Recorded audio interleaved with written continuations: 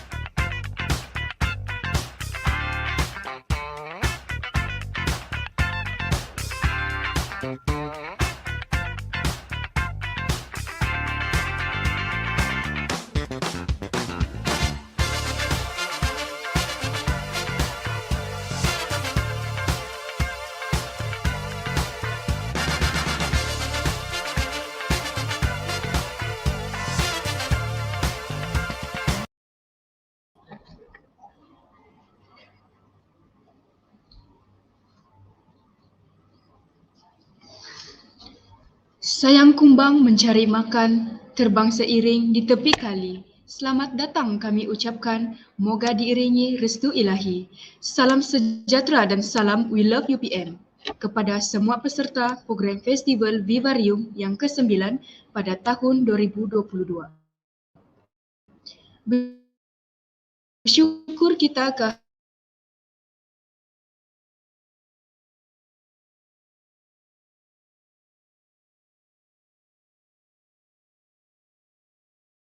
hadirat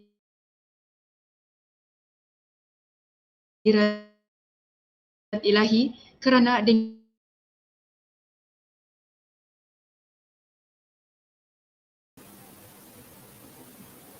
Al-Fatihah.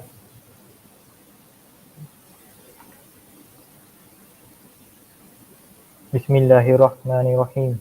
Alhamdulillahirabbil alamin. Wassalatu wassalamu ala asyrafil anbiya'i mursalin wa ala alihi wa sahbihi ajma'in. Allahumma innaka khalaqul azim, innaka samiun alim, innaka ghafurur rahim, innaka rabbul arsyil azim, innaka barrul jawadul karim. Ya Allah, Engkaulah yang mempunyai segala kepujian, Engkaulah yang berhak menerima segala kepujian, Engkaulah yang berhak menerima segala kesyukuran, Engkaulah yang memiliki segala pemerintahan, di tangan Engkau segala kebajikan, kepada Engkaulah kembali segala urusan. Allahumma ya karim ya rahim, cucurilah rahmat dan rahimmu ke atas majlis festival Vivarium yang ke-9 yang diadakan pada hari ini. Berkatilah ia dari awal hingga akhirnya. Ya fa'alu lima yurid. Rabbana atina fid dunya hasanah wa fil akhirati hasanah wa qina azabannar. Wa sallallahu ala sayyidina Muhammad wa ala alihi wa sahbihi wa sallam. Walhamdulillahirabbil alamin.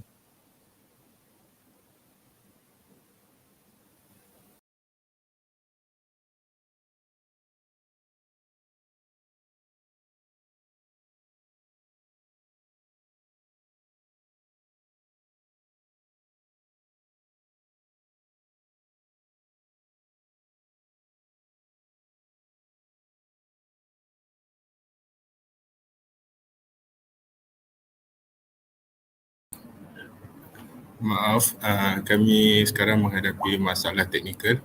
Jadi kami akan kembali dalam seminit lagi. Maaf, mohon dipinta.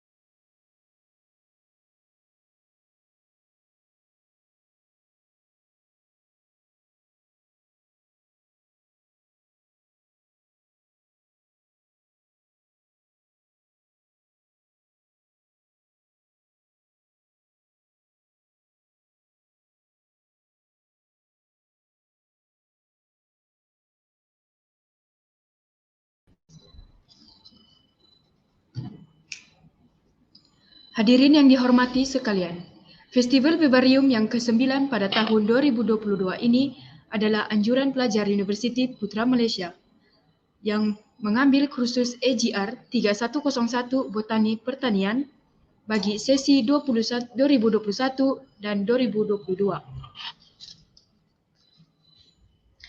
Anjuran pada kali ini membawakan tema Revive Your Nature Fantasy yang membawa maksud menghidupkan semula imajinasi dan membentuk alam semula jadi yang indah.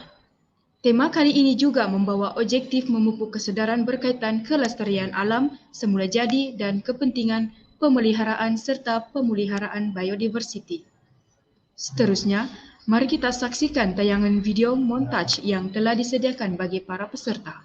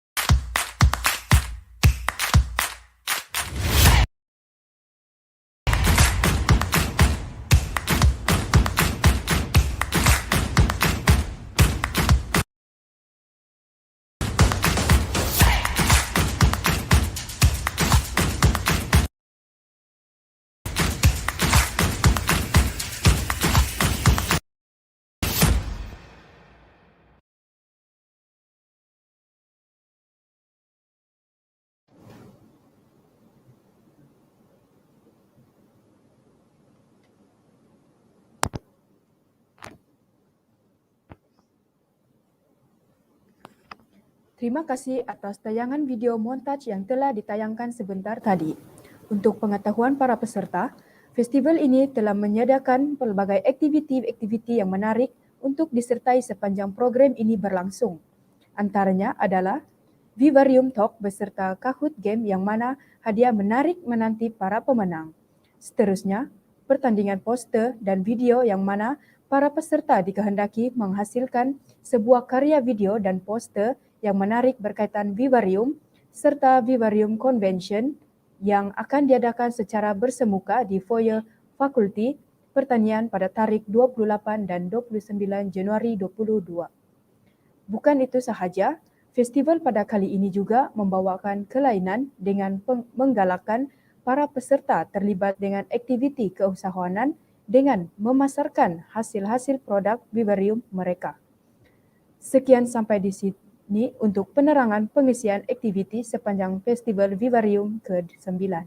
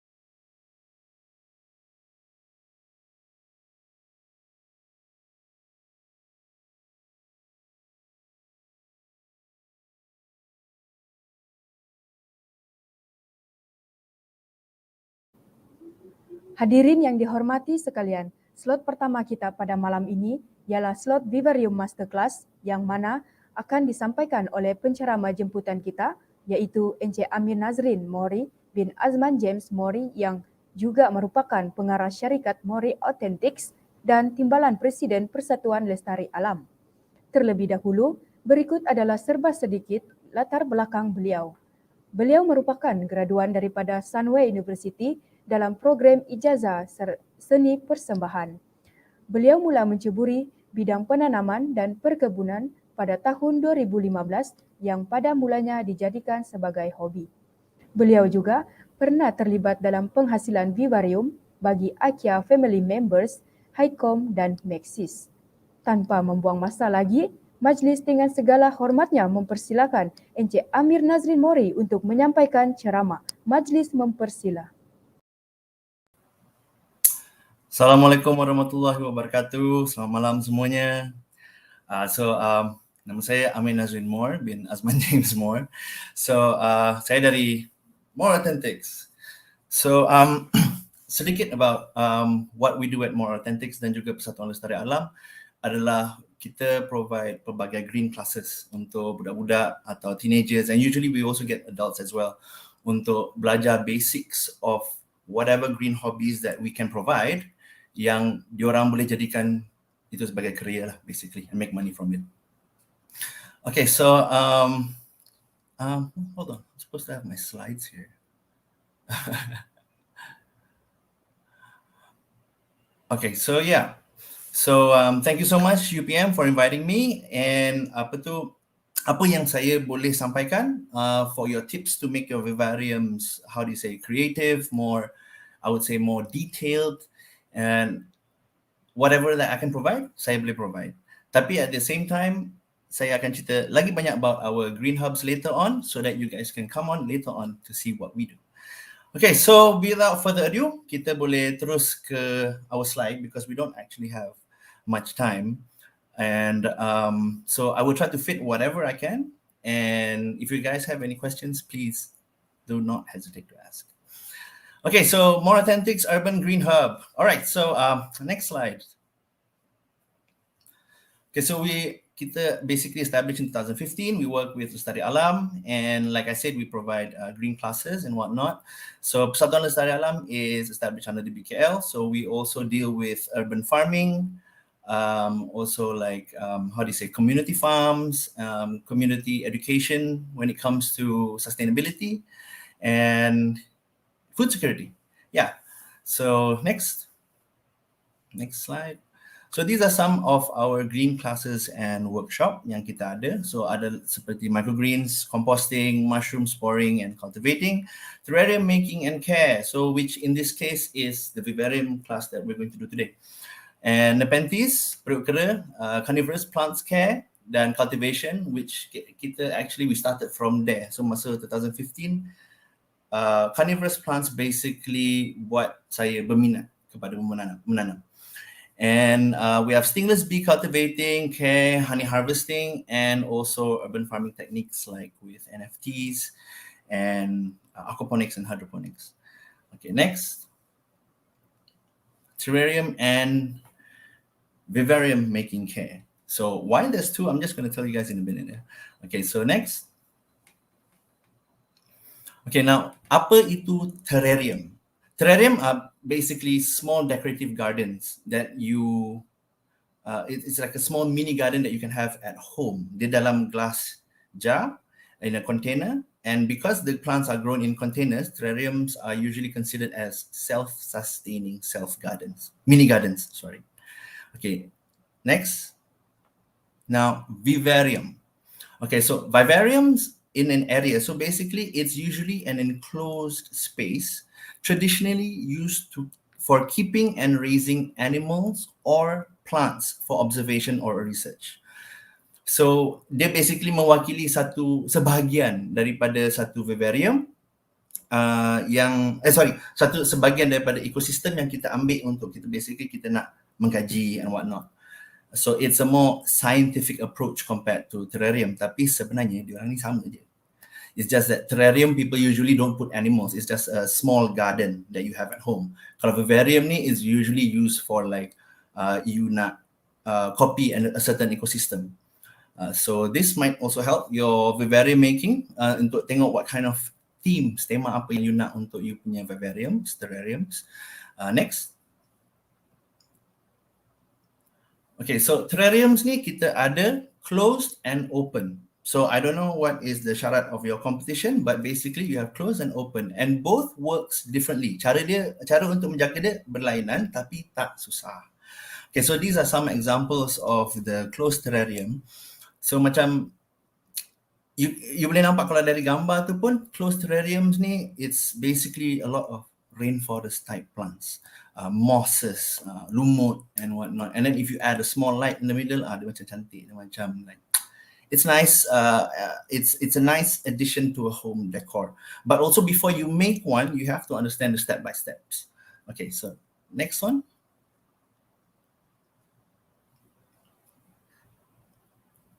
Next slide.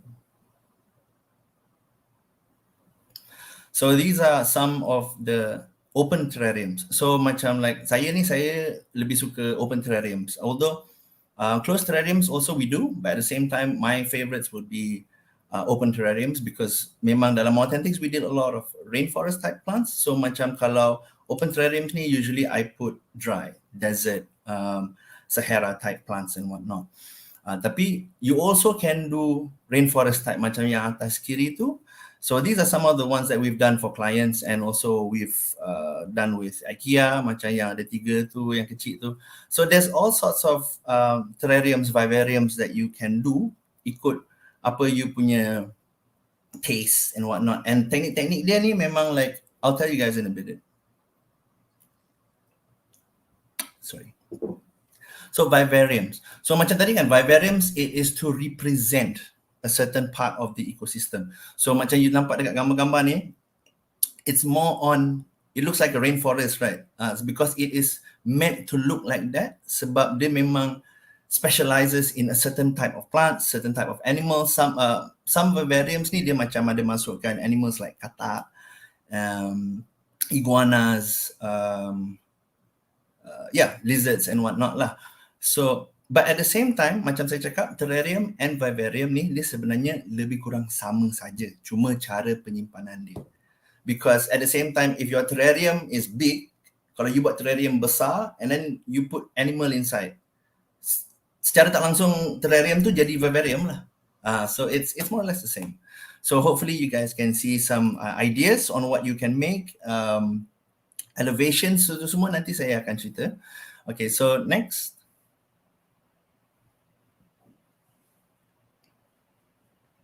Next slide. Thank you. Okay, so next is paludarium. Kepada yang tak pernah dengar paludarium ni apa? Paludarium is basically a vivarium and a terrarium that is considered of water and also terrestrial areas. So darat dengan laut. Darat dengan air. Sorry. Yeah, so it's basically the same thing where it's to represent a certain ecosystem untuk tujuan analysis, research, tapi at the same time it can also be a nice touch of garden decoration for your home lah. Okay, so we have next one. So next one, okay, we have terrarium, vivarium and paludarium. Cara senang nak ingat is basically terrariums, plants in containers to form a mini garden. As simple as that. Vivarium, plants or animals in containers simulating a portion of the ecosystem. But like I said, terrarium and vivarium ni is more or less the same. Paludarium pula, at the same time, you have plant or animal with the addition of water. Okay, so those are the three terminologies, and sebenarnya tak penting pun, but it's good to know so that you get to, be more detailed in what you are trying to create in your terrarium. Okay, next one. Okay, so when it comes to terrarium, there is benda yang paling penting kita kena faham adalah dia punya layers of the medium. So kita panggil medium ni kenapa? Sebab it's not necessarily soil, tapi dia adalah campuran. So there's the term of soil and there's the term of it being medium. So terrarium, vivarium punya base layers yang paling penting adalah kita kena ada peat moss, perlite, coco peat, compost bergabung jadi satu jenis medium dekat paling atas tu. Okay, so peat moss adalah dia sejenis lumut yang dari sphagnum. Lumut ni dia dah dikeringkan, dah dihancurkan jadi kecil-kecil.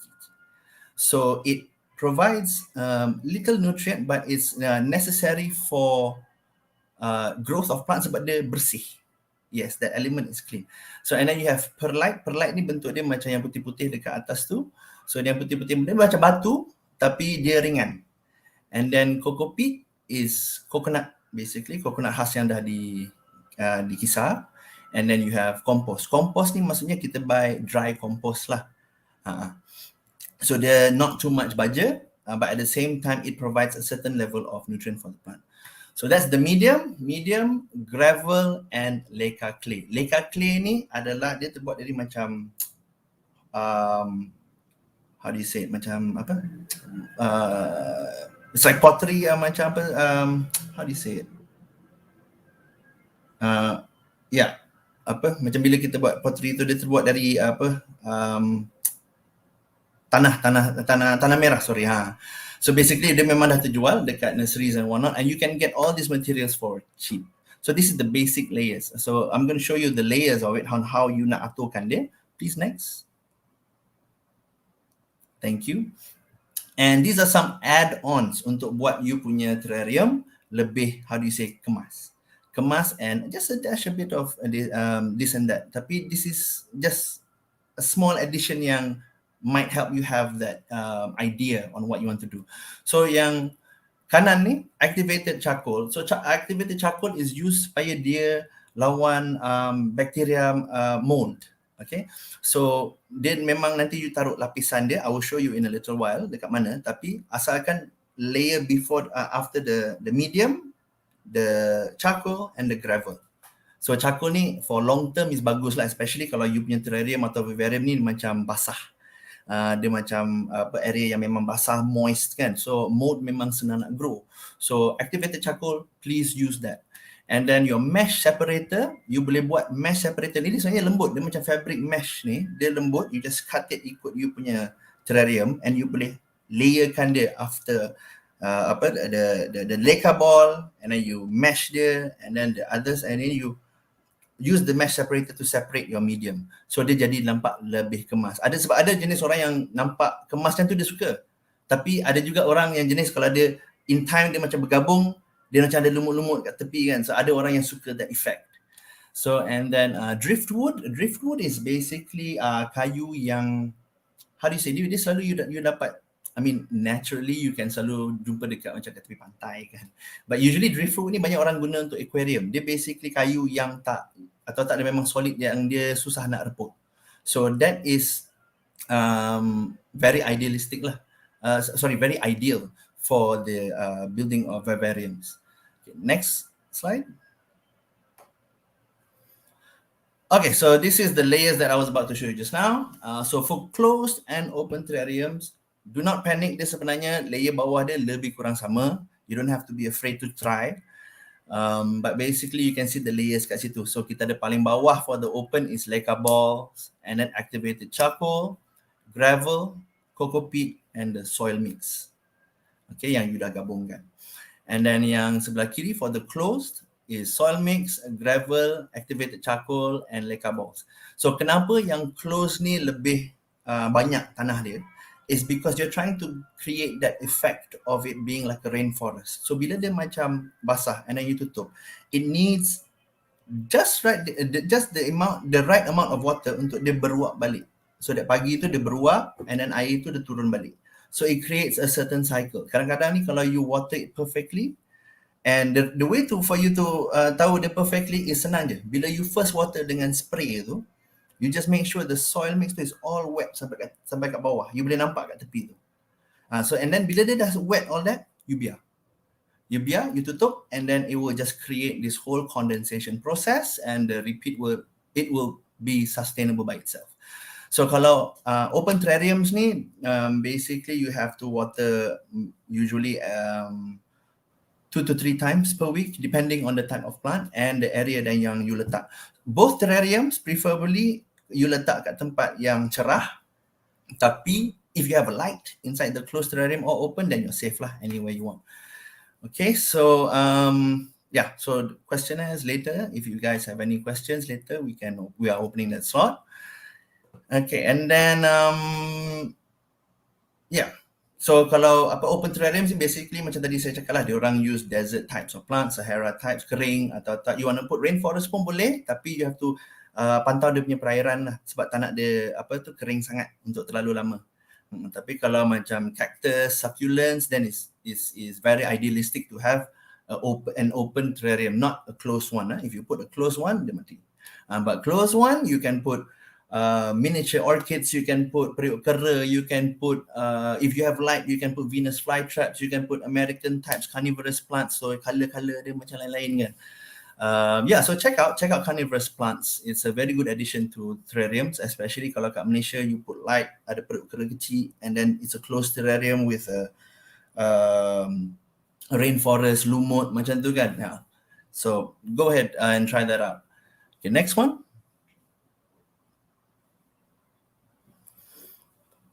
Okay, so the next one is how do we make walls. So ini khas kepada when you're making big terrariums or vivariums lah kan.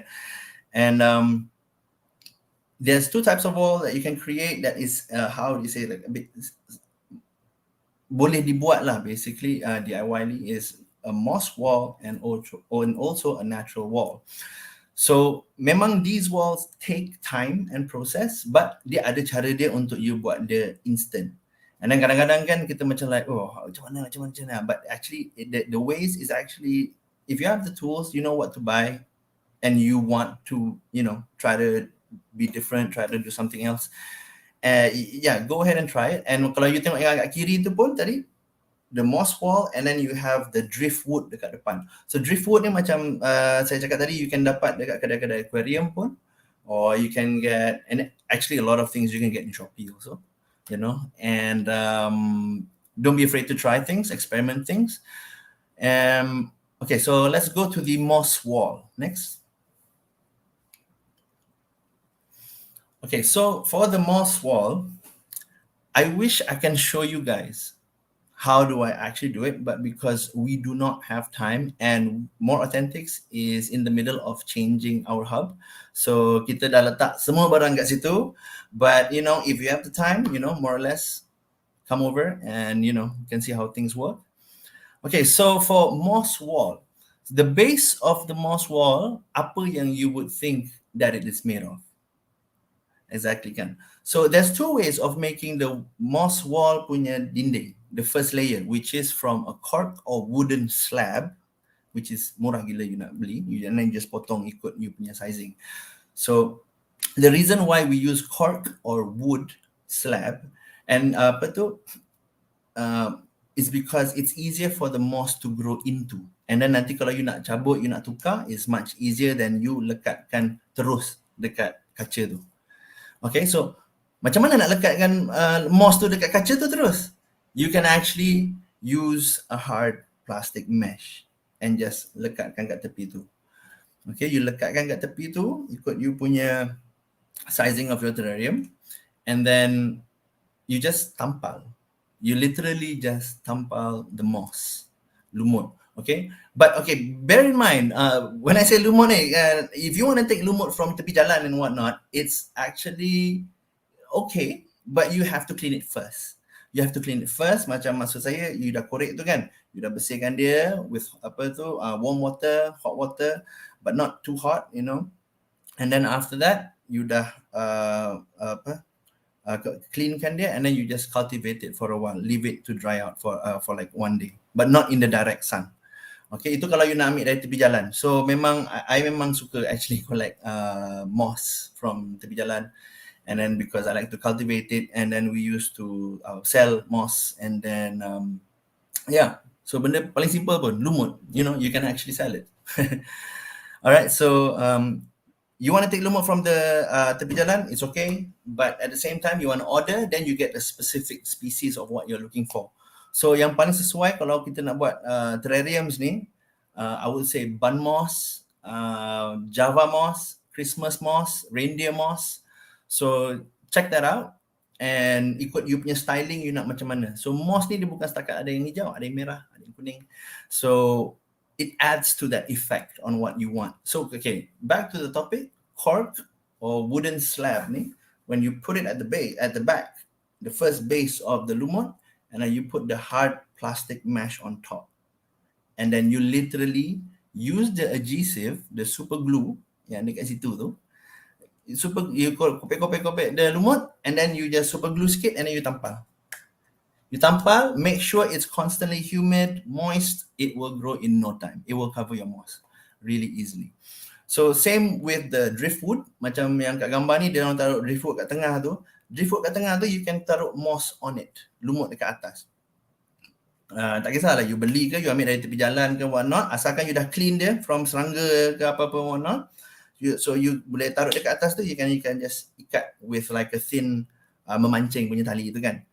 Okay, so yeah, exactly. So you can actually create moss gardens and whatnot also. Okay, next.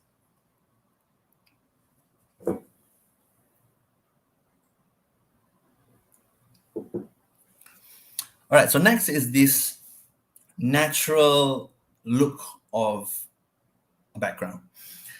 It's a bit complicated, but the hasil, I tell you, it is worth it. So you nak buat the gabungan, there's ada wall yang moss, ada yang wall yang natural, or you can just mix it all up, up to you. So be creative and do what you want. Okay, now to create this natural wall ni, the first important thing you need is, of course, the cork or wooden slab as the base paling belakang. Now there are many ways of doing this, but I'm just showing you an affordable way that I am familiar with, yang saya dah biasa buat. So yang saya memang confident that I can tell you that it's not that expensive. So you put the cork and wooden slab. After that, you put the waterproofing base yang hitam tu. And then after that, you use a foam gun. Foam gun with a foam glue, dia akan tembak macam polystyrene. Polystyrene bentuk macam foam shaving tu. Dia macam gitu kan. So like it will come out like buntut bulat, and then you just ikut texture mana yang you nak. You ikut texture mana yang you nak, and then on top of that, you cut it using the foam cutter atau tak pisau biasa pun. You boleh guna even lidi-lidi kan, and you cucuk dia to create that more natural look, because after you dah waterproof base there, after that you can use acrylic paint.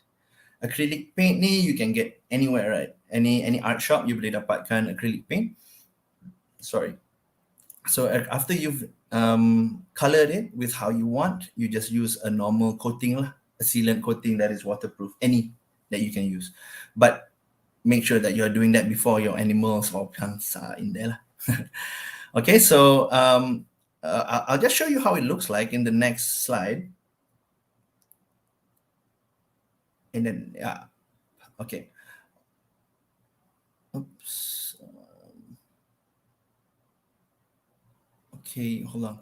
All right, so yeah, before that, I'm just gonna tell you a bit about how to light your vivarium.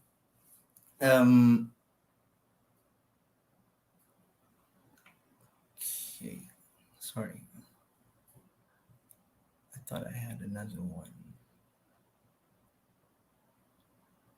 Oh, sorry. Okay, can we please go back to the other slide, please? Yeah. Okay then. All right. Sorry. I will show the picture is there later on. Okay. Sorry, guys. Okay. Sorry. Can we go to the next one?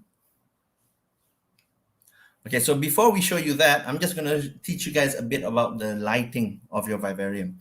Okay. So the two most important characteristics of light to consider for your vivarium plants are the light intensity and the color spectrum produced by the light. Okay, why? Is because different light conditions are suitable for different types of plants, but we have yang paling neutral here, which is a linear fluorescent bulb. Yang kita selalu guna lampu fluorescent kan. So that's between 3000 to 3500 Kelvin. And why this is important? Because it represents a certain time of day that the sun brings. You know, so macam so like 2700 to 3005 is suitable for neutral lighting for vivariums, because it usually represent the afternoon sun. Okay, but like 5000 Kelvin is equivalent to direct sunlight. So sometimes kalau dia lama sangat you biar on, it might scorch, bakar some plants. Dia akan jadi macam coklat kuning and whatnot. So it depends. And about 10,000 K is suitable for rapid plant growth. So I'm just going to show you. Okay, can we go to the next slide, please?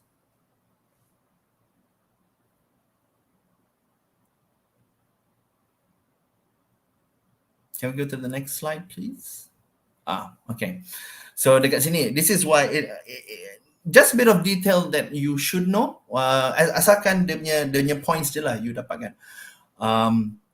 Okay, so why is 10,000 K good for rapid growth, but 5,000 K can scorch your plants?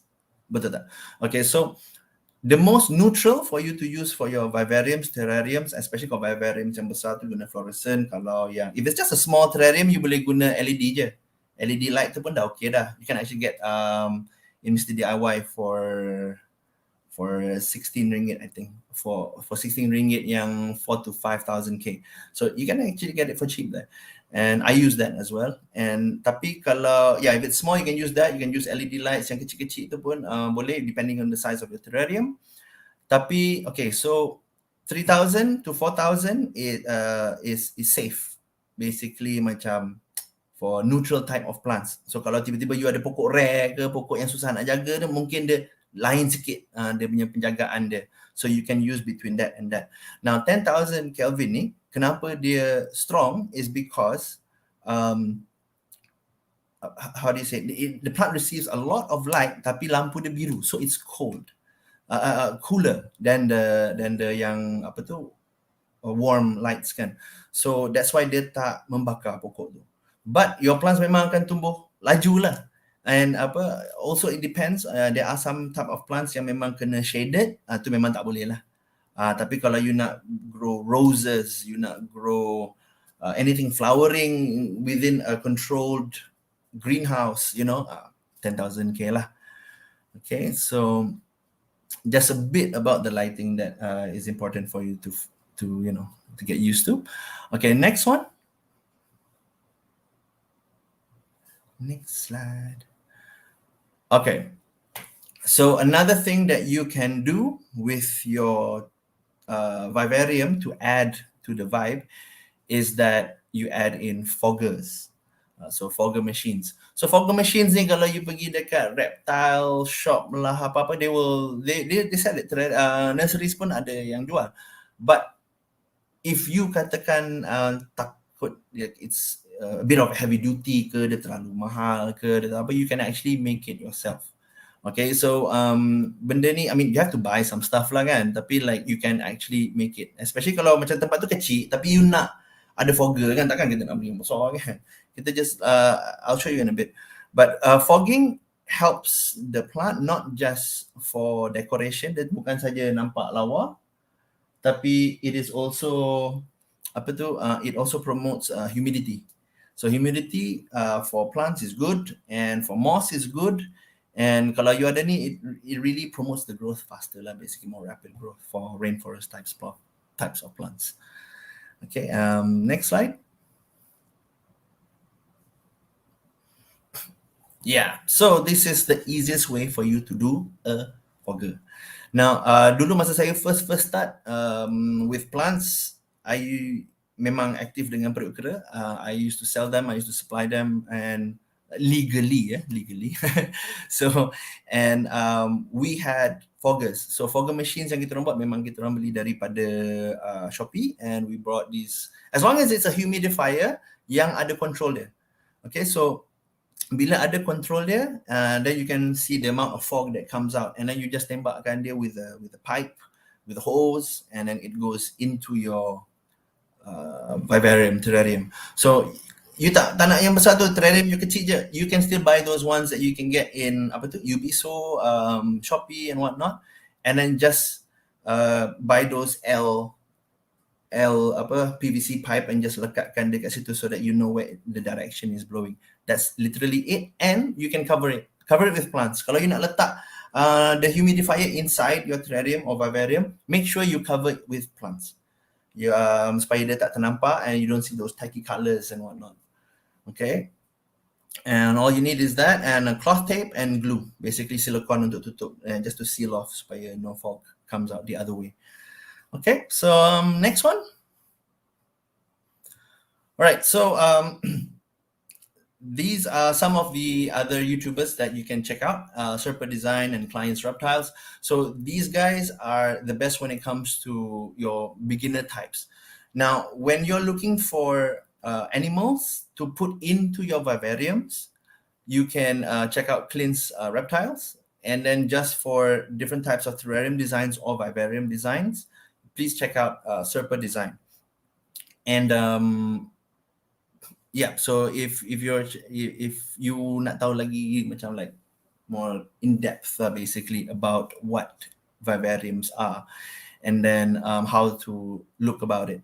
Okay, so now before we go to the next one, Akmal, can you help me go to the closed terrarium slide if that's possible? Yang ada gambar terrarium banyak-banyak yang kecil tu.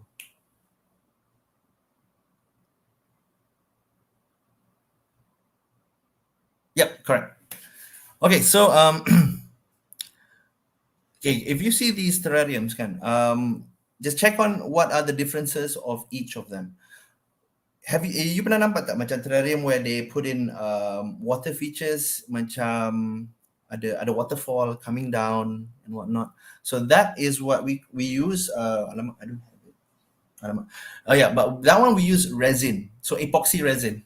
So I'm sure you guys are used to that. So epoxy resin ni, basically you can just color dye it with any fabric dye, and then to create that water color, the color of the water, and you can just pour it down. You just make a concave area on your medium, and you can just tabur kat dia and just wait it to dry for the whole day, and that creates the effect of it looking like a stream of water lah, macam sungai. And then I just wanted to show you guys. So when it comes to making terrariums, these are my best friends. So these are very important when you want to make terrariums. And this lady. So why? Because you're going to work with small spaces, small areas. So it is very necessity to have small tools. Now, if you tak ada macam ni, tak ada, it's okay. Last minute or whatnot, you can still use a spoon. And even when it comes to you nak tabur your stones, when you nak tabur your stones, what you would do is you would scoop the stone and you aturkan there nicely in your terrarium. So that's one way to keep it kemas. And then if you're using cactus, if you're working with cactus, cacti with your terrarium, kadang-kadang ni kan batu-batu tu dia akan lekat dekat dia punya tajam-tajam tu kan.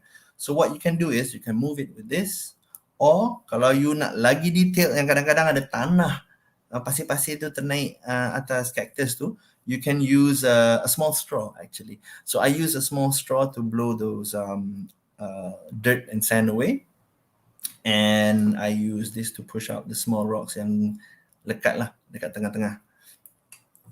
Okay, so next one, the open one, the open terrarium.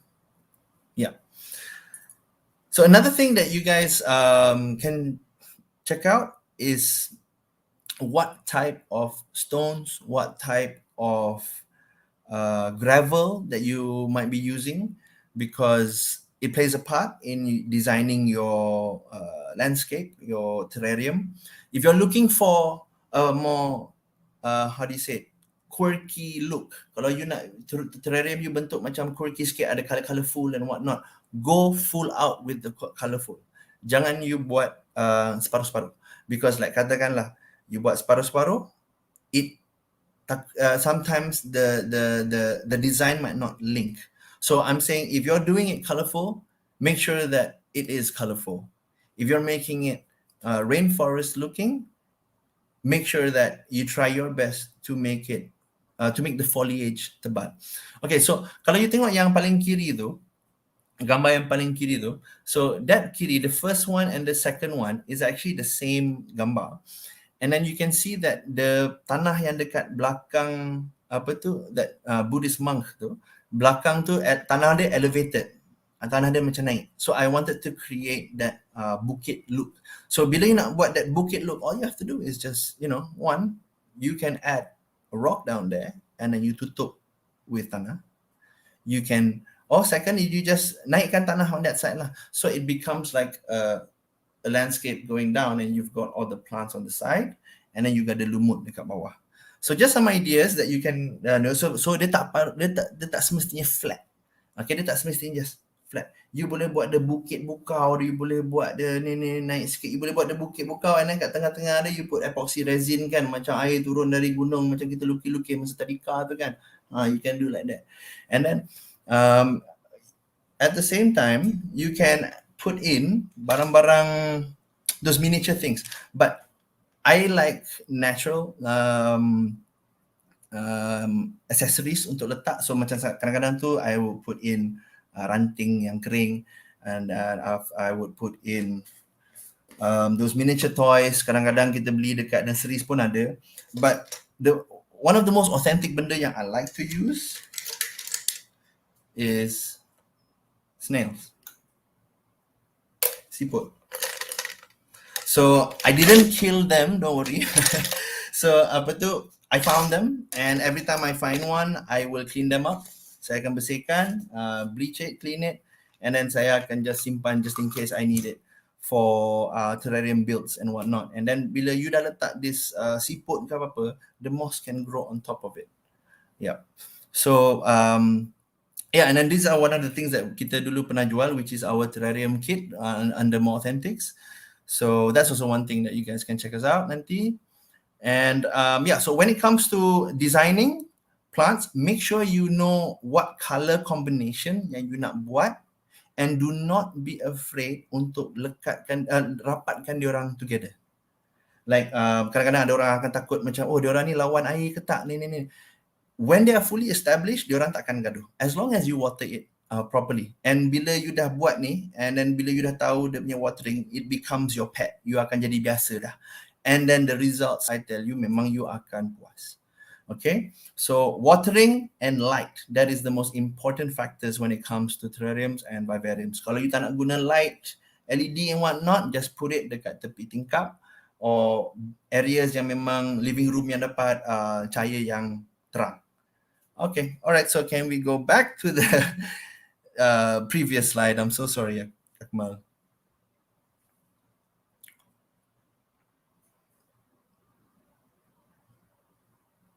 Yep, the next one.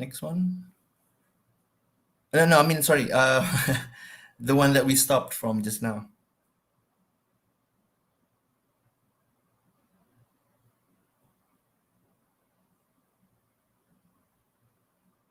Okay, yeah, so back to that, you've got the fogger machine. So, these are all small things to create for you to have, you guys to have ideas. And like macam you nampak some of the branches, you can use the foam gun and color like I told you just now. So check that out, how to make other looks on how to make your background. But those are the main important ingredients. Okay, next one. Next. Okay, next. Oh, okay, sorry. Okay, so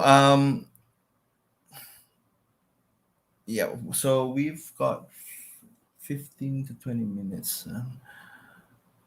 All right, so these are just some of the classes that we've done with other boards, which is like UMW, DRB HICOM, Maxis, PPAS, PNM, and then next one.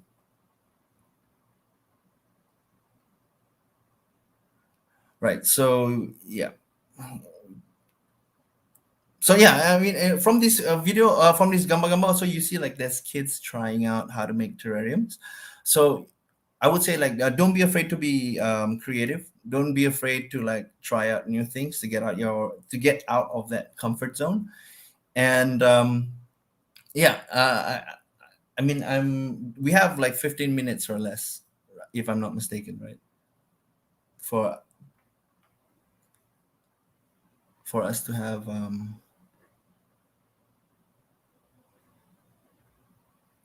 yeah, hold on,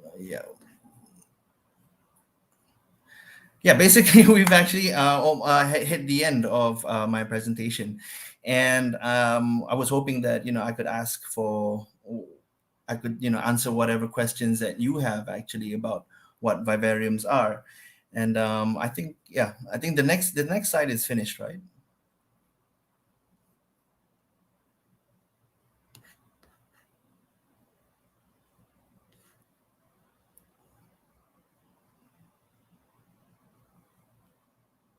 Two, one.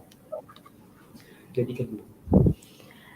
Terima kasih diucapkan kepada Encik Amir Nazri Mo bin Thank you so much. Thank you so Azman much. James Mo di atas perkongsian ilmu yang diberikan sebentar tadi. Kini adalah masa sesi soal jawab bersama penceramah. Sekiranya terdapat peserta yang ingin bertanyakan soalan, anda dibenarkan untuk menaip soalan tersebut di ruangan komen yang sedia ada di ruangan komen YouTube.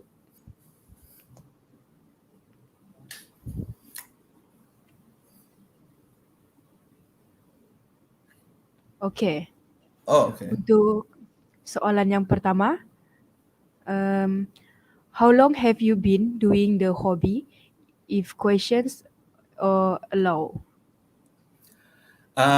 Saya bermula masa tahun 2015, and I was actually a graduate from performing arts, and dari the whole planting of carnivorous plants, periuk kera, orchids, and that actually evolved to other things. Food security, landscaping, horticulture, permaculture, and now it's basically my career. Okay, so what else? Okay, thank you. So next question is from Muhammad Shafiq Aiman bin Muhammad Zamri.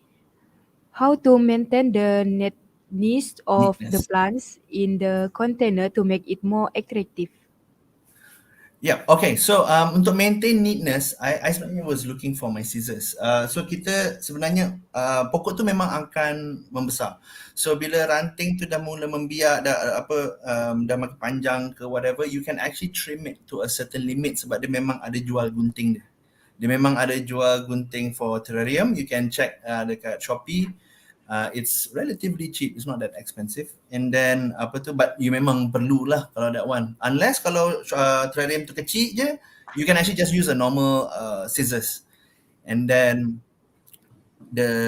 make sure that bila one color with another color does not literally clash into each other. So benda tu yang you kena pantau supaya it constantly looks neat. And then bila you trim pun, more branches dekat bawah pokok tu akan grow, so pokok tu akan jadi lagi lebat. And it will be more foliage, dia akan lebih tebal, but at the same time, it will look more neat with your scissors and monthly maintenance lah. It doesn't really take up much time. Okay, thank you. So next question is from Anas bin Ashari. Apakah cabaran utama ketika buat vivarium ini? Cabaran utama bila buat vivarium, I would say the type of plants yang you nak letak to create apa punya effect. So before you start, I would say bila you tengah shopping pokok tu kan, try to have an image first. Try to have an image of what you are trying to make. Sebab kadang-kadang dia punya mixture dia tetap blend. So you have to just I would say that is the cabaran utama. Watering and cahaya is second. So as long as you don't put it at a direct sunlight. Okay, terrarium vivarium ni dia tak boleh direct sunlight. As in like you letak kat luar tu tak boleh. Tu memang like areas yang memang constantly dapat direct sunlight ke pun memang dia akan kering dan dia akan mati lagi cepat because it's kaca. So dia lagi panaskan. So I would say those are the cabaran lah. Okay, next one, what do we have? Okay, thank you. Okay, next question from Wenxing Lim. Pada pendapat NJ, apakah kesukaran yang paling sering dihadapi dalam menghasilkan setiap vivarium? Cabaran dia, I would say yang kadang-kadang ni kita terlepas pandang lah is that it almost looks all the same. So satu vivarium dengan lain, sometimes it looks the same. So we have to always keep in mind to have something different. Untuk kita punya excitement ni sentiasa ada. So macam you dah buat satu moss terrarium, it's best if you ada another one type. Okay, the kesukaran dia is that you don't want to be bored doing it. Okay, you kena keep yourself excited to be doing it. So I would say that is the kesukaran lah yang where bila kita nak design ni, we did the same thing. We did the same thing. So it's always best to put in something different. Macam instead of just pokok, tanah, batu, apa lagi yang boleh buat? Pokok tu ke sini, ke sana, buat bentuk ini, buat bentuk tanah. And then if you're making a big vivarium, saya lupa nak cakap apa. If you're making a big vivarium, kalau you nak effect yang macam dekat rainforest yang ada vines coming down tu kan, yang tebal-tebal tu kan, akar-akar pokok turun kan, you can actually use that with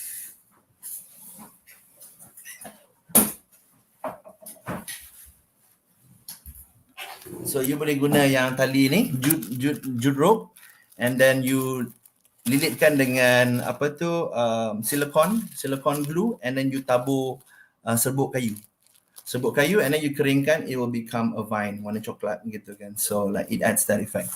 So yeah, so that's one of the kesukaran when it comes to making vivariums. Okay, thank you.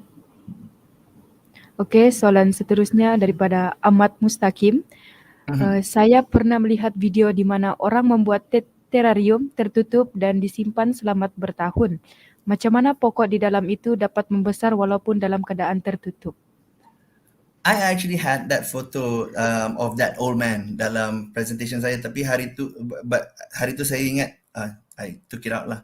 But basically that terrarium boleh bertahan 40 tahun, 50 tahun, and I think that guy only watered it like twice or 3 times in that 40 years.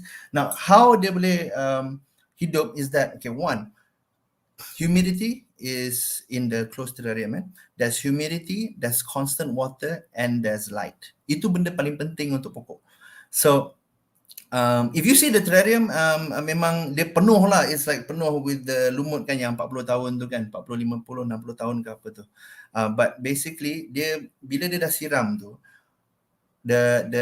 air tu kan masuk dalam tanah and on the leaves, and that creates condensation on the next day. So bila dia kondensasi, dia naik, uap tu naik, and then dia akan turun balik. So that is a constant, dia pusing as long as there's light. So dia just letak dekat tempat yang dapat cahaya, not direct sunlight, tapi dapat cahaya yang terang. And benda ni you boleh check kalau you tak risau, kalau you katakanlah you risau like ni cahaya ni cukup ke tak, leave it for 1 week. Leave it for 1 week and then you can see the effect. Pokok tu layu ke, dia akan tak lebat ke, drooping leaves jatuh and what not, and then you just change the tempat, because 1 week is still enough untuk dia reset balik. Okay, so so that's itulah sebab kenapa pokok tu boleh membesar walaupun dalam keadaan tertutup, is because ada proses kondensasi inside the glass tu. Okay. No, sorry. Okay, and then, sorry. And then bila dia dah kondensasi tu, just that's why dia tak boleh overwater. Kalau air dia bila you siram, you nampak dekat bawah, base paling bawah tu, kalau air dia meninggi, that means it's too much water. You kena keluarkan air dia. You basically have to just you kena keluarkan pula. You kena just leave it dekat area yang mana, and then just after that you just water sikit-sikit, spray saja. Sebab kalau air dia terlalu banyak, kondensasi susah untuk happen.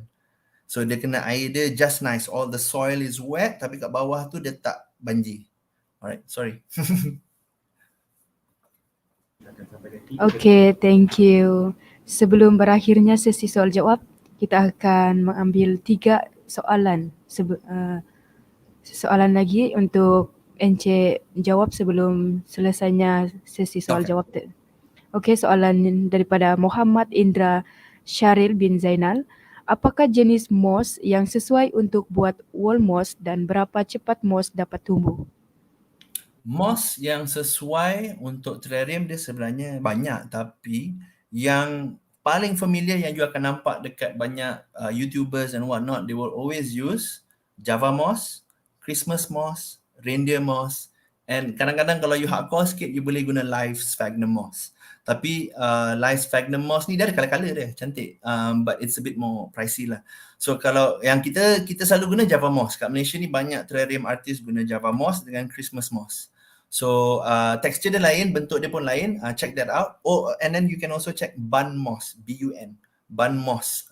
And then moss ni bila you dah letak je dalam terrarium, kalau you nak dia merebak, it actually depends on your size of the terrarium lah. Kalau dia size dia kecil, like I don't know, 1x1 kan, like 1 kaki bentuk kotak, if you want to cover that whole with moss, tapi kena tengok berapa banyak you tampal. Lagi banyak you tampal, dia lagi cepat dia merebak. So if tempat tu besar tapi moss tu kecil, seciput je dia slow lah. Tapi kalau you on budget, you nak dia grow cepat, make them grow on kayu first. Kayu bagi dia lekat to the wall, and then on the ground juga. And then if you want to put on ground, dia kalau you nak letak atas medium, atas soil, moss dia susah untuk grow atas permukaan tanah. So you kena taruh coco peat, coconut peat, coco husk ke, sabut kelapa ke, compost ke, tapi benda-benda macam tu untuk dia cepat merebak. Kalau dia, if it's soil, dia lambat sikit lah. And then make sure moss tu constantly moist, dia tak kering. And then usually you have to water, you have to spray like once a day, or if not twice a day, depending on your place. And then just make sure tempat tu memang moist. And then kalau you nak cultivate your own moss pun, that's also one thing I can suggest to you. Kita boleh ambil dari tepi-tepi jalan ke dekat hutan, you kopek sikit, bawa balik rumah, you put it in a big Tupperware, you letak coconut peat, cocoa husk and whatnot, you tabur je kat situ, you tampal, you water every day. So next time bila you nak ada idea, you nak buat terrarium ke, you nak buat jog ke, apa whatnot, you dah ada you punya own moss. That is cultivating yang tengah growing. So that's it. Okay, thank you. Okay, sekarang soalan kedua yang terakhir iaitu daripada soalan Alia Muhaziz. In a closed terrarium, would not there be a build up of oxygen from the plant? Okay, so when the condensation process happens, kalau dia terlalu basah for a long time, it doesn't promote condensation, but it promotes rotting. Dia jadi membusuk. Okay, so tapi what you have to do is, bila dia dah nampak macam tu, bila you dah nampak overwatering kan, dia punya air ni macam tak ni, and then the plant is not growing well, you kena buka dia punya penutup sekejap for one day. And then after that you tutup balik, and then you just repeat the whole process macam biasa. Bukannya you kena buka every day, but just that one time, just to get that excess air out, and then after that you just continue lah, spray every 2 days, 3 days depending on your place. Tapi guna spray, jangan guna gayung atau cawan ke apa-apa, guna spray. Okay. Then, okay, thank you. Okay, untuk soalan yang terakhir daripada Hidayah, can I know how to make the moss stick to the glass wall of the container? Okay, bila kita nak lekatkan moss dekat surface of the terrarium aquarium container, macam saya tunjuk tadi, is you letak mesh wall. Mesh yang warna hitam tu, yang mesh plastik, you boleh beli dekat kedai hardware, and then you just tampal. Jangan beli yang besi, dia akan karat and whatnot. You beli yang tu, and then usually I just get the black one lah, sebab black nampak elegant kan, and then you just tampal the moss dekat on the plastic mesh. So when you tampal the moss tu, you can just use the super glue. It's as easy as that. Tapi you kena make sure ni lah, you just have to make sure that you dry it out first, just for a bit, one day under shade, dry it, supaya dia kering, that you can put your super glue. It doesn't have to be one day. If it's already dry bawah tu, bila you kopek, you just tampal je, and then you just lekat dengan kat situ, and then just leave it, and then it will grow. Yeah. Okay, anything else? Yeah. Baiklah, sesi soal jawab bersama penceramah kita pada malam ini berakhir di sini. Terima kasih diucapkan. Sorry. Can we just show them that last slide ni? Can you tell them to go to the next slide? Alright. Just nak tunjuk other ones. Next. Yeah. So before I end, I would just like to say thank you guys so much for inviting me, UPM, MC, Akmal, Shauki, and all, and the team. More Authentics will be at Rimba Ampang. So if you guys can just follow us at IG, Instagram, More Authentics, and also Rimba Ampang, we will be there. We will be launching tentatively on the 6th of February. So just keep an eye out on that, and you are all mostly welcome to come to our workshops, our classes. We're going to have weekly classes, and it's just constant things that we're trying to do to create that business hobby for everyone. So thank you so much. Baiklah, sesi soal jawab bersama penceramah kita pada malam ini berakhir di sini. Terima kasih diucapkan kepada penceramah kita Encik Amir Nazrin Mo bin Azman James Mo di atas kesudian menjawab pertanyaan-pertanyaan daripada para peserta. Thank you so much. Sebelum mengakhiri slot program kita pada malam ini, para peserta diminta untuk mengisi pautan kehadiran yang telah disediakan di ruangan komen. Sekian dan terima kasih.